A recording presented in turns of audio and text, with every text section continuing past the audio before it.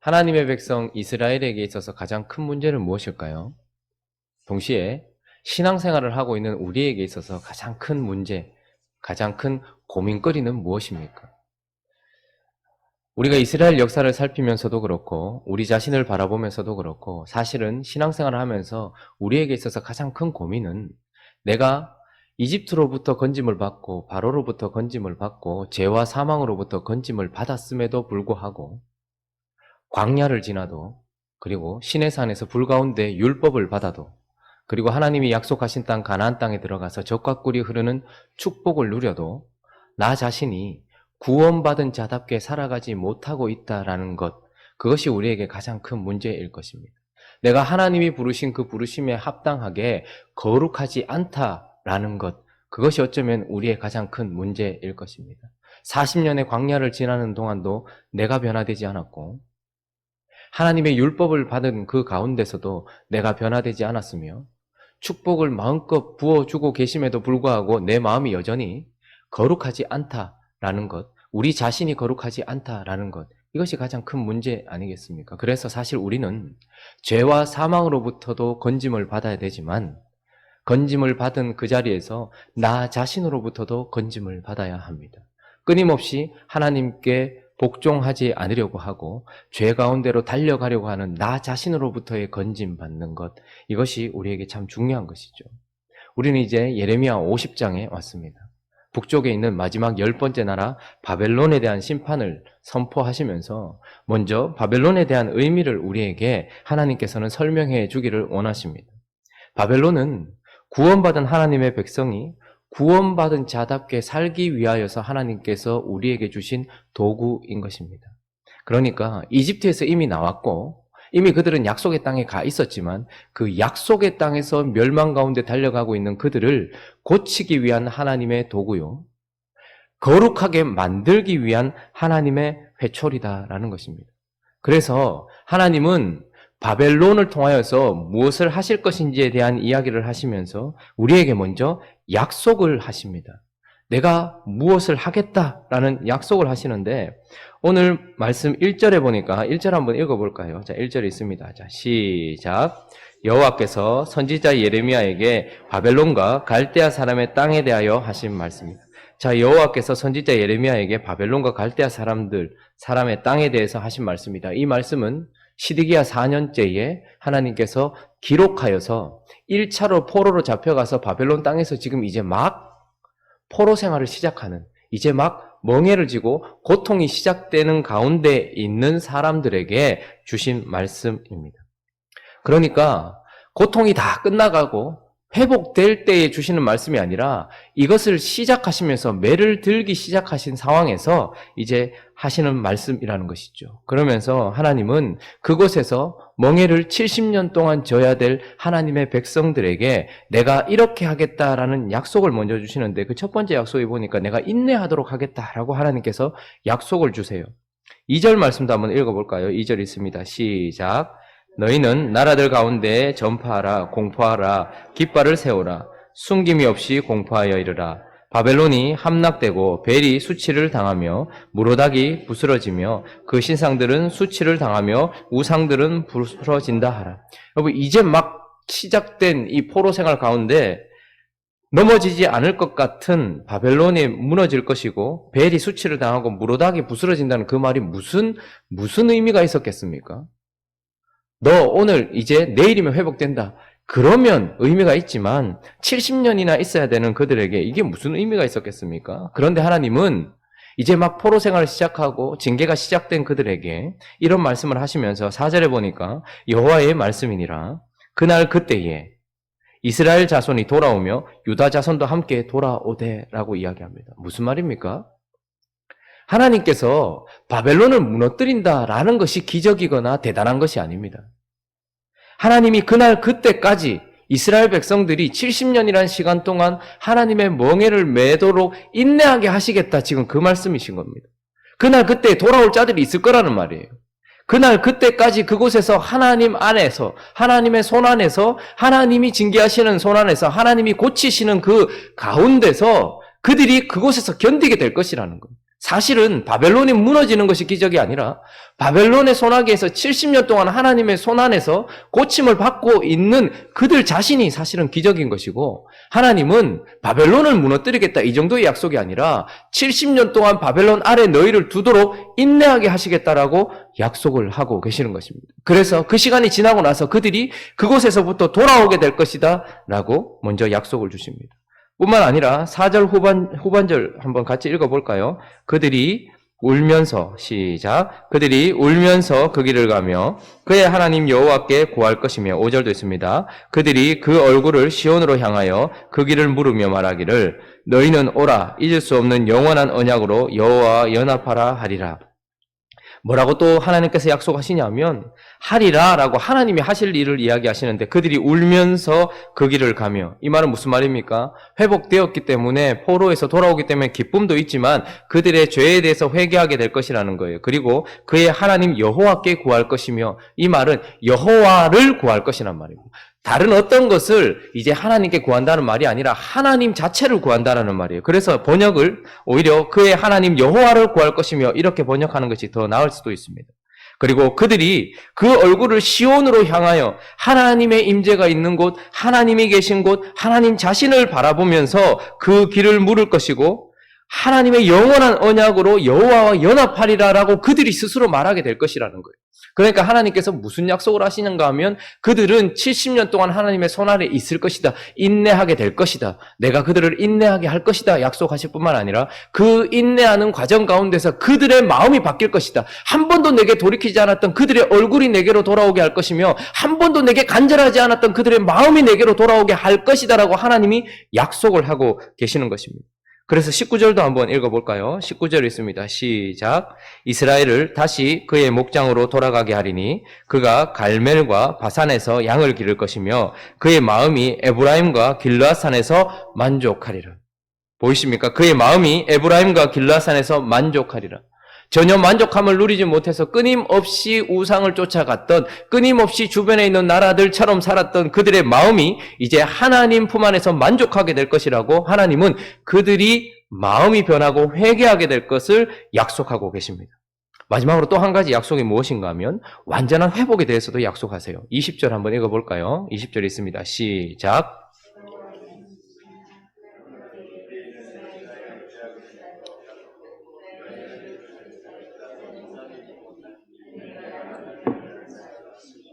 여호와의 말씀이니라. 그날 그때에는 죄악을 찾을지라도 없겠고 유다의 죄를 찾을지라도 없다.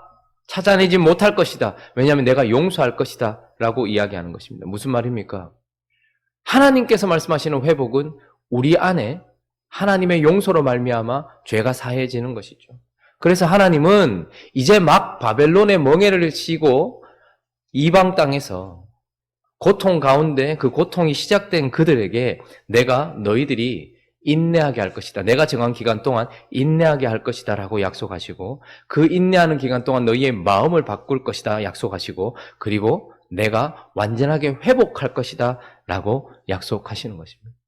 그래서 이 바벨론이라는 나라는 기간이 참 중요합니다. 모든 나라들의 심판은 사실 기간을 얘기하지 않습니다. 그냥 무너뜨렸다 이렇게 끝이 나요. 그러나 오직 바벨론과 이스라엘 백성 사이에는 70년이라는 기간을 두실 뿐만 아니라 바벨론의 멸망까지도 하나님께서 이야기하시면서 이 멸망이 무엇을 만들어내는가, 완전히 모든 것들을 다 바꿀 것이다 이야기하는 것이죠. 그래서 바벨론이 무너지는 날, 바벨론에 대한 심판을 얘기하면서 4절에 바로 이스라엘 백성들의 이야기를 하는 거예요. 그래서 바벨론의 멸망은 곧바로 그들의 환경의 변화를 가져올 것이다. 그들을 억압했던 나라가 멸망하고 그들은 다시 자신의 고향으로 돌아가고 하나님의 임재가 있는 시온으로 돌아가게 될 것이라는 그들의 환경의 변화, 그들을 묶고 그들을 아프게 했던 모든 것들이 꺾여지며 그들의 환경이 이제 변화될 것이다 라는 그 변화를 우리에게 이야기해 줄 뿐만 아니라 그들 자신의 마음의 변화도 일으키는 것이죠. 그러니까 바벨론이라는 나라의 70년이라는 기간과 그 70년이 끝나는 바벨론의 멸망은 그들의 환경만 바꾸는 것이 아니라 그들의 마음도 바뀌는 변화를 일으키고 심지어는 하나님까지도 바꾸는 시간입니다. 20절에 보시면 심판을 할 때 하나님은 이스라엘 백성들을 죄로 바라보시면서 매우 치셨습니다. 아수르라는 막대기로 치셨고 바벨론이라는 막대기로 치셨단 말입니다. 그러나 70년이라는 바벨론의 포로 생활이 끝나고 바벨론이 무너지는 날 하나님이 이스라엘을 바라보는 관점까지도 바뀌는 거예요. 하나님 자신도, 조심스러운 말이죠. 하나님 자신도 이 기간이 지나고 나면 자기 자신의 마음을 바꾸시고 우리를 향하여서 더 이상 죄를 찾지도 아니할 것이며 우리가 죄악이라고 말씀하지도 않을 것이며 우리를 용서할 것이라 말씀하시며 바벨론의 70년 기간이 끝나는 그때가 모든 것이 바뀌는 기간이라고 우리에게 이야기를 하시는 것입니다. 그러니 징계가 시작되는 이 시점에 하나님은 바벨론의 의미를 너희가 제대로 알아라. 내가 너희에 향한 마음을 내가 아는데 재앙이 아니고 평안이다. 그래서 그 기간이 있긴 하지만 그 기간이 지나면 모든 것이 바뀔 것이며 내가 한 약속이 이루어질 것이다 라고 말씀을 하시는 것입니다. 그래서 이제 무엇을 사실 요구하시는 것입니까? 바벨론의 포로로 잡혀가서 시드기야 4년째에 1차 포로, 이제 2차 포로가 올 것이고 3차 모든 것이 다 무너지고 이제 고통이 본격적으로 시작되면서 70년이라는 시간을 걸어가야 되는 이들에게 하나님은 이 약속과 이 변화를 말씀하시면서 무엇을 요구하시는 것입니까? 그들의 거룩을 위하여서 결국은 그 약속 붙들고 그들이 또한 그 약속대로 살아가라고 말씀하시는 거예요. 그래서 내가 너에게 인내를 줄 것이니 희한하지만 인내하라고 요구하시는 것입니다. 성화라는 것이 참 희한해요. 거룩해진다. 우리가 의롭다함을 받고 하나님의 자녀가 되어서 구별되었단 말입니다. 그래서 거룩한 하나님의 백성이 되었지만 이 받은 거룩함이 실제로 우리 삶에서 나타나는 거룩함, 성화로서 나타나기까지는 누구의 일입니까? 우리가 거룩해지는 것은 하나님의 일입니까? 아니면 우리의 일입니까? 이스라엘 백성들이 거룩한 삶을 사는 것은 하나님이 하셔야 될 일입니까? 우리가 해야 될 일입니까? 성경은 희한하게도 우리의 이성을 벗어납니다.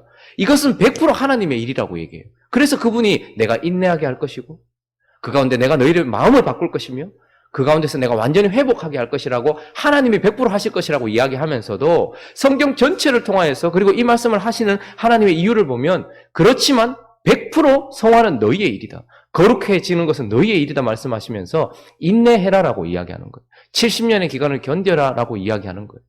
그러니까 하나님이 우리에게 인내하게 하실 것이라는 약속을 붙들고서 우리는 또한 그 70년을 견뎌내라라고 이야기하는 거예요. 우리를 누르고 있는 그 바벨론, 그것을 견뎌내라, 인내해라. 그것은 반드시 끝이 있는 너희를 향한 징계의 회초리다. 견뎌라, 인내해라 라고 말하십니다.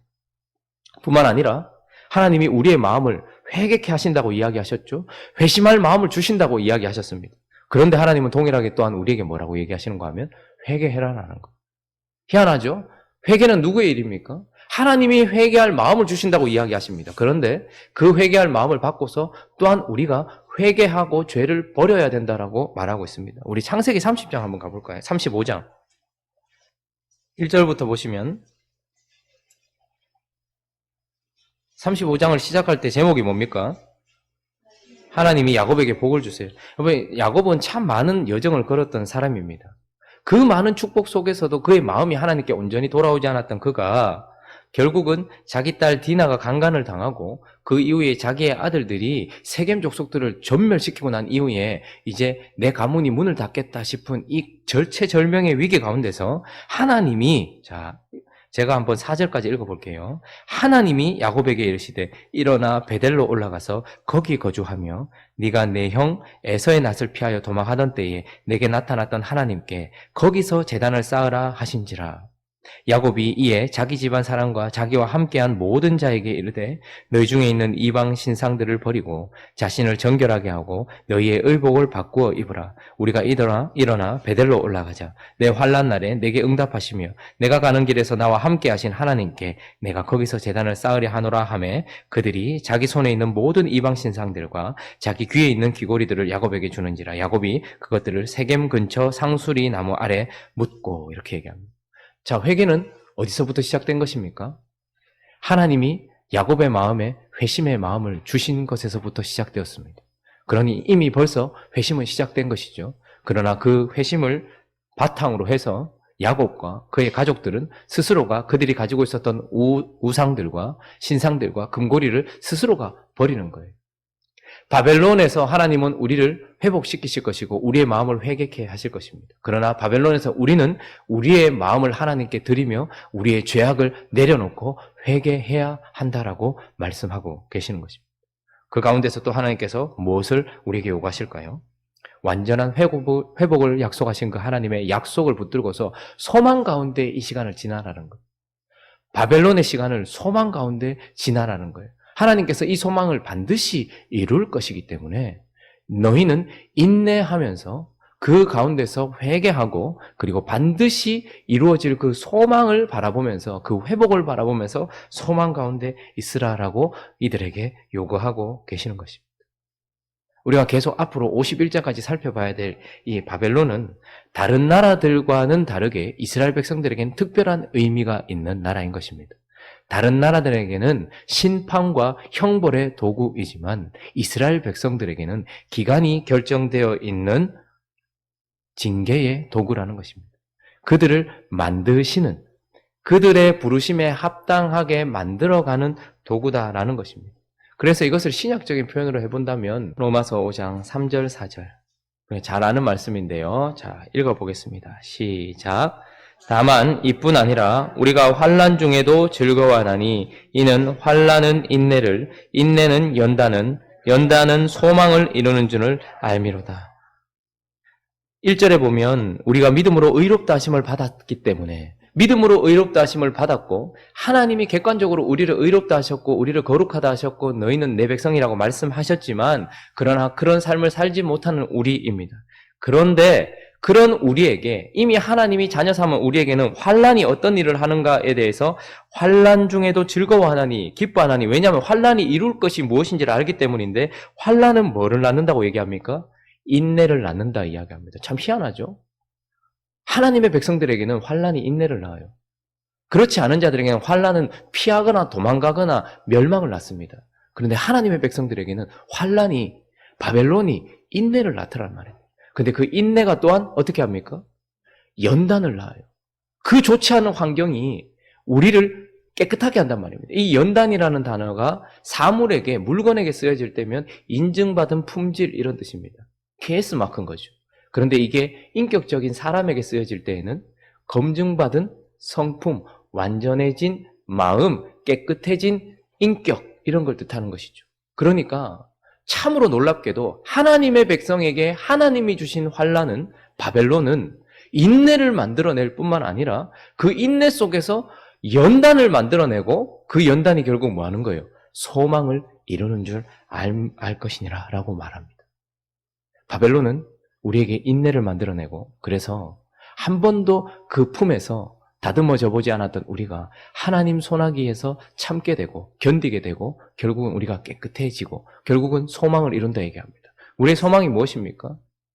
오늘 이 한순간이라도 하나님 앞에 그 은혜에 합당하게 거룩하게 사는 것, 정결하게 사는 것, 그리스도인답게 살아보는 것 이것이 소망 아닙니까? 그런데 하나님은 그 소망을 이루기 위해서 다른 은혜가 아니라 바벨론이라는 도구를 통하여서 우리의 소망도 이루시고 하나님의 소망은 무엇일까요?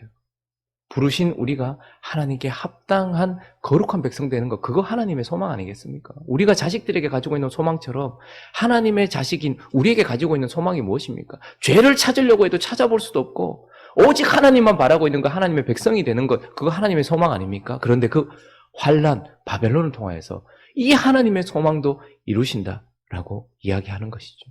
그러니 환난 가운데서 하나님의 이 약속 붙들고 완전한 변화를 주신 그 하나님께 소망을 두면서 인내하고 그리고 죄를 버리며 주만 바라보는 행복한 우리 교회 성도님들 되시기를 예수 그리스도의 이름으로 축원합니다.